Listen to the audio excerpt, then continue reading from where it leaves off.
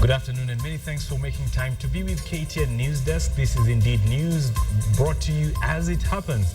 My name is Bonny Tunya and today we have a lot in store for you, but first let's take a look at the highlights. Deputy President William Ruto jets back to The Hague for the resumption of the ICC cases.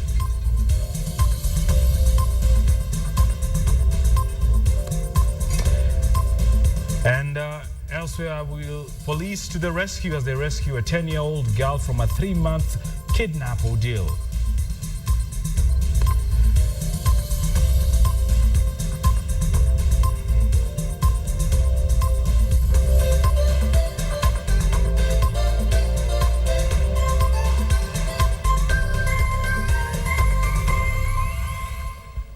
Welcome to the program. Deputy President William Ruto this morning left for The Hague, where he's expected to attend the Assembly of State Parties meeting, despite an urgent application by ICC prosecutor Fatou Bensouda yesterday, asking the court to resign its decision allowing Ruto to skip today's court session.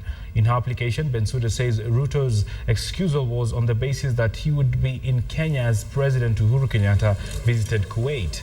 Bensouda argues that Ruto, who is later in the day expected to lead Kenyan delegation to the Assembly of State Parties meeting, may have misled the court. Ruto's lawyer Karim Khan dismissed the application, saying Ruto will be back in court tomorrow.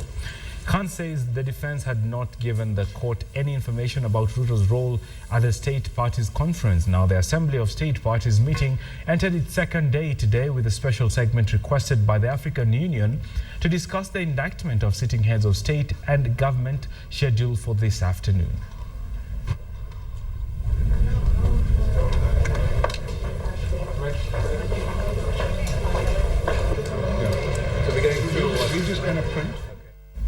Now, over 40 parastatals are set to be scrapped off or merged if the government adopts the radical proposal draft by a task force to streamline its operations. Now, this is aimed at reducing the amount of money the government spends on its entities, which are said to consume about 400 billion shillings annually to pay salaries and run their operations. Now, speaking during the Brand Kenya Forum, which was discussing ways to market Kenya, Brand Kenya CEO Mary Kimonye said that she supports the move for the merger as long as Brand Kenya's fundamental functions are maintained.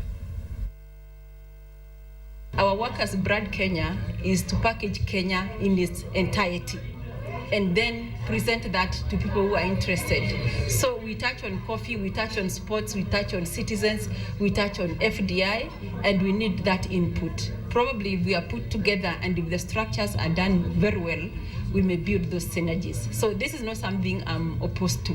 The only thing would be if they were to kill the concept of branding a country, then that would be a loss.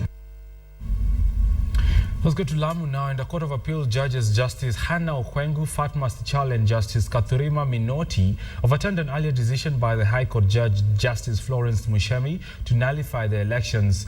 Now, Justice Mushemi had on September 26th this year revoked Timami's election, saying the election was marred with irregularities, with serious one missing of counterfoil in the ballot boxes, and hence ordering for fresh elections.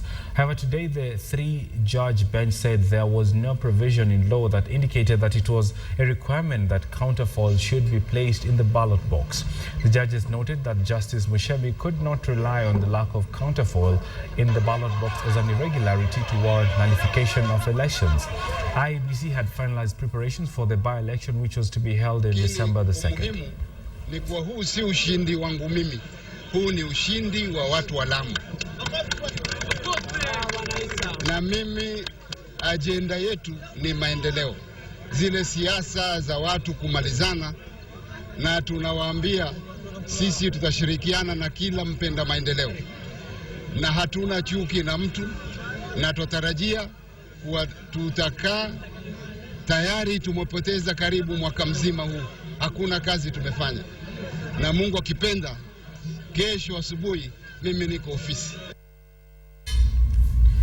Now, just 2 months after the Westgate attacks, Red Cross, in collaboration with the Kenya Psychological Association and Save the Children, are all embarking on phase 2 of the psychological support for the survivors and those affected during the September attacks. Kenya Red Cross Secretary General Abbas Gulay says that they have been working with patients in different hospitals to ensure they receive proper health treatment. Abbas added that over 142 million shillings that was raised by the Westgate M-Pesa initiative has been used to pay for hospital bills for the victims who are not insured. The Kenya Psychological Association added that anyone needing psychological help can now go to the counseling centers set up in different parts of the country. The whole issue of psychosocial support and counseling for the long term is now ready, and people all get excited every time, especially our friends in social media who thinks that Gullet and Co and Bob Colimo may be using this money for their own business. But from the outset, Kenya Red Cross said we will not touch a penny of this money for our own internal use. This money now that is being put aside, the 15 million for psychosocial support, and there's an entire budget on that. And we are now today here embarking on a new phase, and this phase will be phase 2 of the psychosocial support for survivors and those affected. And this we are targeting to reach roughly about 10,000 people. 10,000 people who are directly and indirectly affected. In an effort to reduce road carnage ahead of the December festive season, Traffic Commandant Samuel Kimaru today held discussions with all base commanders and the officers commanding police divisions in Machakos County. Kimaru said that from January to date, there has been 2,800 deaths on Kenyan roads across the country. He expressed concern that pedestrians still lead the number of accident victims. And the traffic boss revealed that some police officers who have been invested in public service vehicles industry were encouraged the flouting of traffic rules since they have become partisan in law enforcement. Kimaru warned that any public service vehicle without TLB will be impounded.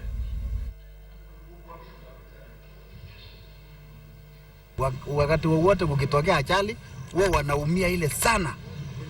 Unasikia wamejeruhiwa na hiyo machina ni common. Mara unasikia ajali imetokea wote, hiyo China iko huko. Imetokea huko upande ya salama, hiyo China iko huko. Sasa hawa tunaambia siku zenu zimeisha. Ukuja kuripoti kwamba ulihusika kwa ajali na wewe hukuhusika na umefanya fraud, umetafuta hata advocate, umetafuta hata abstract, umedownload abstract ya polisi kutoka website na kusign, huyo utafungwa jela, na utafungwa jela ile ya miaka mingi sana. Police in Kapenguri have arrested a woman who allegedly kidnapped a 10-year-old girl and molested her for 3 months.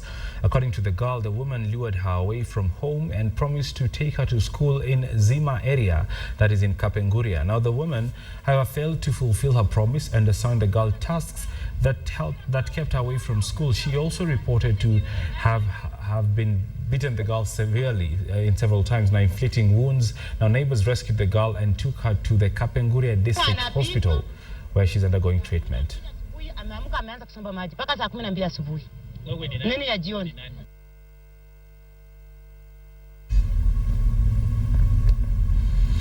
Right, and of course, from the 17th of November to the 12th of December, we are celebrating Kenya at 50, and here is our installment of that particular bit. Now, it is not a doubt that events that precede the celebration of Jamhuri Day take freedom fighters who participated in the celebration struggle down memory lane.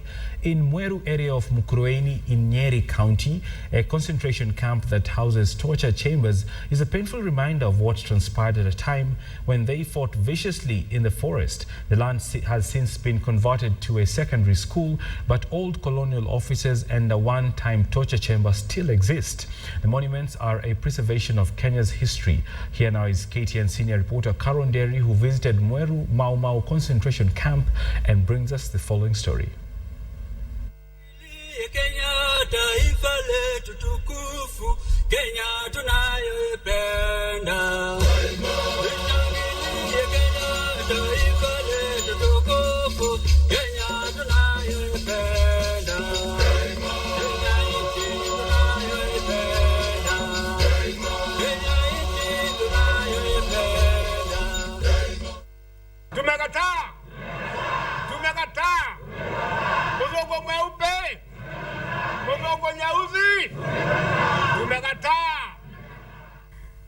This area is well known to residents of Mweru area in Mukurweini in the county of Nyeri.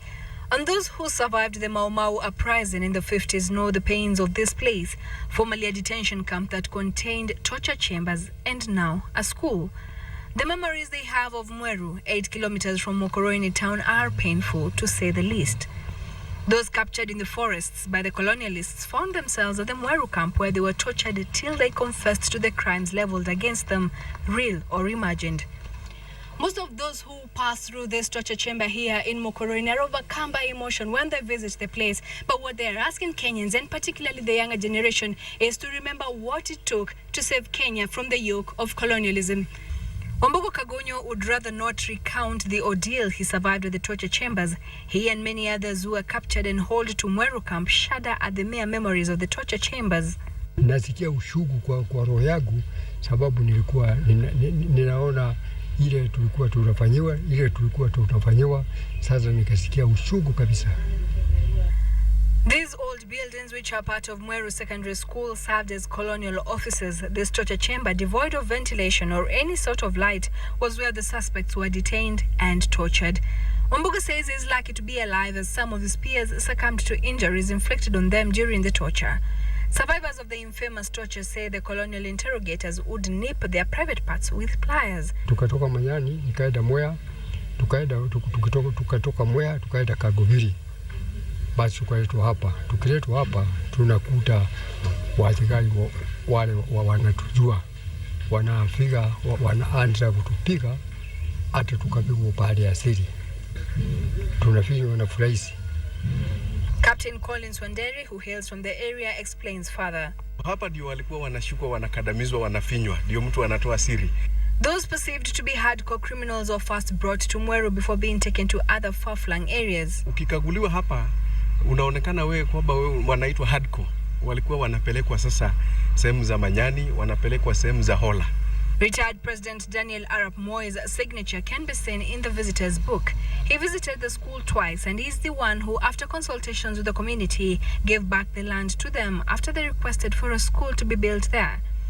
Retired President Mwai Kibaki also visited the school. The school authorities are, however, complaining of a negligence by the state. They say they have been shouldering the responsibility of preserving the monuments at the expense of normal school operations. Letters to the Kenya National Museums, they say, have gone unanswered. Yeah, if we are supported, we would also want to have a library. The school, it has been very expensive to preserve those buildings. You see now, most of them are the teachers are living in, and you see some of them are also old and leaking. But although the community is bitter about what transpired here at Mweru, they are supportive of the school and hope that the younger generations will retell the story and preserve the history.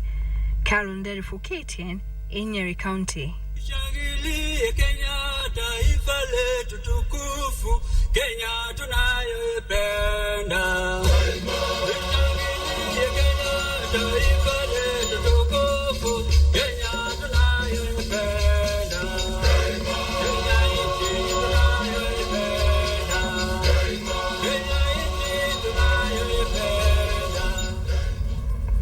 Remember to catch the Kenya at 50 series every day, 7 and 9 o'clock on KTN until the 12th of December. Let's talk business. And APA Insurance has settled a claim for Micro City Computers, the company contracted to put up CCTV cameras at the Jomo Kenyatta International Airport at a sum of 19.9 million shillings.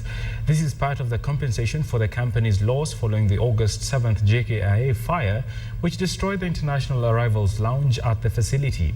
Micro City Computers has been awarded a 200 million shilling contract in February this year by Kenya Airports Authority to fix 271 specialized CCTV cameras at the airport. The project was 75% complete before the August tragedy occurred, prompting the company to claim for damages from its insurer. The company is expected to complete fixing the cameras by December before handing it over the project to KAA. This comes a month after investigations concluded that the JKIA fire was caused by an electrical fault.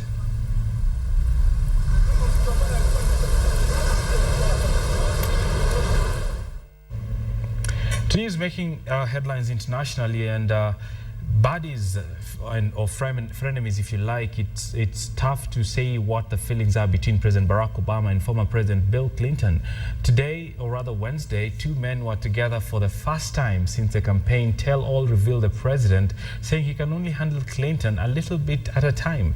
It left a lot of people watching their interaction for any sign of awkwardness. A man hug, a handshake, all smiles as President Obama presented President Clinton with the nation's highest civilian honor, the Medal of Freedom. I'm grateful, Bill, as well, for the advice and counsel that you've offered me on and off the golf course. That comment raised eyebrows coming on the heels of an Obama snub revealed in the dishy campaign memoir Double Down. After a round of golf with Clinton in 2011, Obama told an aide, "I like him in doses." It's also the first time the men have seen each other since Clinton pushed the president, mired in the failed rollout of his health care program, to confront his broken promise that people who like their health insurance can keep it. I personally believe, even if it takes a change in the law, the president should honor the commitment the federal government made to those people and let them keep what they got. A source close to Clinton tells CNN he was just pushing Obama in the direction he was already headed. Former aides to both men say that while Obama is not best friends with the former president, he and his former Secretary of State, Hillary Clinton, have a great and genuine affinity for one another. And Bill Clinton, with his eye to 2016, wants very much for President Obama to succeed. His wife is the current frontrunner in the Democratic field. Vice President Joe Biden, who greeted Hillary Clinton at the White House today, is a distant second to her in the polls. Neither will be able to win the White House unless President Obama's approval ratings rise from the doldrums. And so the fates of President Obama and the Clintons are intertwined, and sources in both camps tell me that far surpasses any of these slights that both sides consider to be rather minor. One former aide going as far as to say that when it comes to claims of friction, and I'm quoting as well as abbreviating here, it's BS. Brianna Keeler, CNN, the White House. Right, from America we shift gears to sports, and KCBFC dominated the 2013 Kenya Premier League Footballer of the Year Awards Gala last night. After it scooped 7 awards, Jacob Kelly claimed the Golden Boot Award as well as the Player of the Year, while Bankers coach Juma Abdallah was named the Coach of the Year. Gor Mahia's Jerry Monyango was named the Goalkeeper of the Year, with his colleague David Owino scooping the Defender of the Year award. Here now is the report from that particular gala night yesterday night.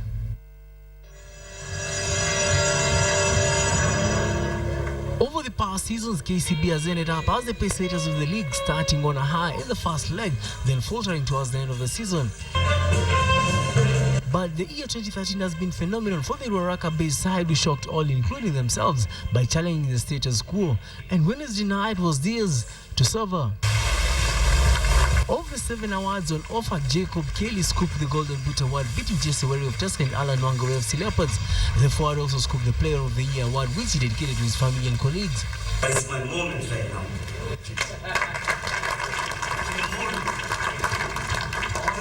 Always my one say, before it gets better, it has to get worse. And it was worse for me. I cry sometimes. But right now there are tears of joy. KCB's awards did not end there. Juma Abdallah was named the Coach of the Year. Second runners-up Goalkeeper of the Year went to Sami Okinda, while Brian Osumba took the Best Midfielder of the Year. KCB's Josephat Okal scooped the Team Manager of the Year award. Defender John Odhiambo was the third best. The awards also saw Gor Mahia and FC Leopards missed out on the podium. League winners Gor Mahia only took 3 awards, courtesy of David Owino, who was the Defender of the Year, the third best Player of the Year. His captain Jerry Monyango was the Goalkeeper of the Year after a long wait since 2011. Jerry beat former teammate Wycliffe Kasaya of Sony Sugar and Wilson Oburu of Bandari. For sure, it's been a long wait. 2010 I was number 3, 2012 I was number 2, and I knew that it was coming. Thanks to that, I'm very much happy and grateful for the support that I've got. First of all, it goes to my lovely wife and son, Josephine and Cristiano. Western Steamers Dennis Onkangi was awarded the Fair Play Trophy after missing 2 appeal on the referee's dreaded book in 28 appearances. His club also awarded the Fair Play Trophy. Former Kakamega High School defender Sami Meja now with Thika United scooped the new Young Player of the Year with Davis Omweno, scooping the Center Referee of the Year award. Victor Ogale, KTN Sports.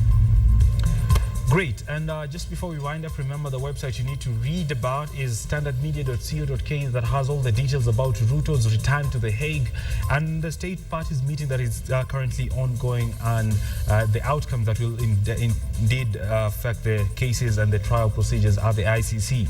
But time to know a fact you don't need to know really on our Did You Know fact. And there is something called sleep debt. And if you do not reduce the debt, you can experience worsened vision, impaired driving, and trouble remembering.